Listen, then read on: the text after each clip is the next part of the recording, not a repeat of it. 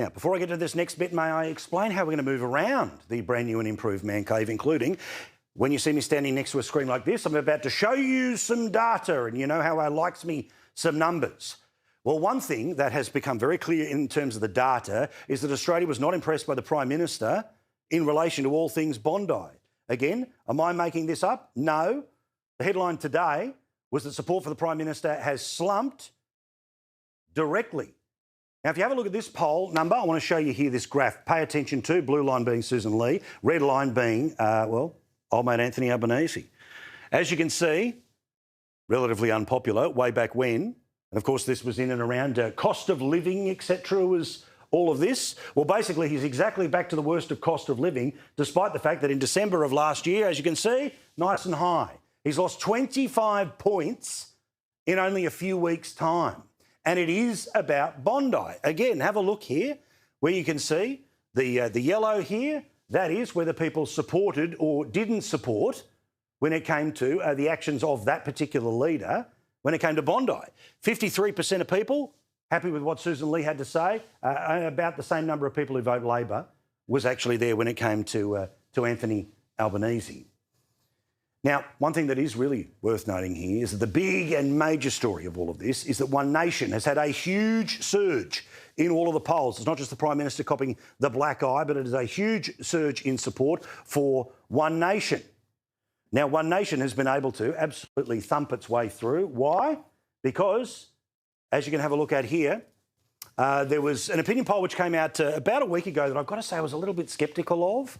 It was one that showed that they'd trebled the number of people who were on their side, trebled the number.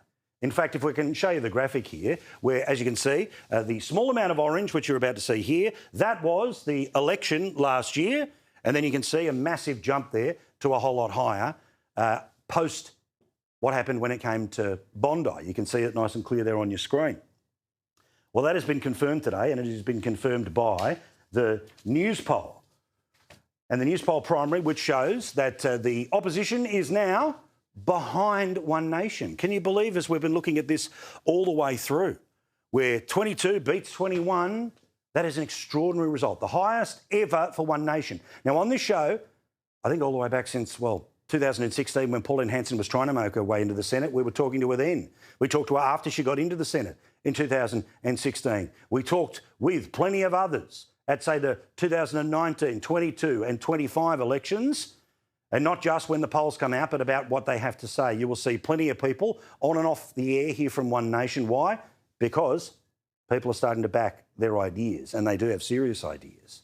Once you break down also the Resolve poll, which came out today, this one via the 9 newspapers, you can again see another giant surge. Their vote was 6% of the federal election. We're now talking, more than a double. Once you actually have a look at this state by state, it's an even more interesting story. Why? Because all of these numbers here at, say, 20%, 19, 17 and 16, every single one of those results, if it became an election, would result in a doubling in the number of senators that they have in the parliament. That's extraordinary. They would be able to have another one in New South Wales, another one in Queensland, or should I say Pauline Hanson would get most likely re-elected there. Victoria would produce a senator. The rest of the country, including places like Tasmania, where, remember, 14% of the vote in Tasmania is a shorter and smaller number of people than it is, say, in New South Wales, meaning One Nation could be in a box seat to go even further than doubling its numbers in the Senate. No wonder Pauline was happy today. I want to thank the Australian people for their support and confidence. They are now advocating for One Nation. This is the first poll in Australia's history that another party is polling higher than one of the major parties.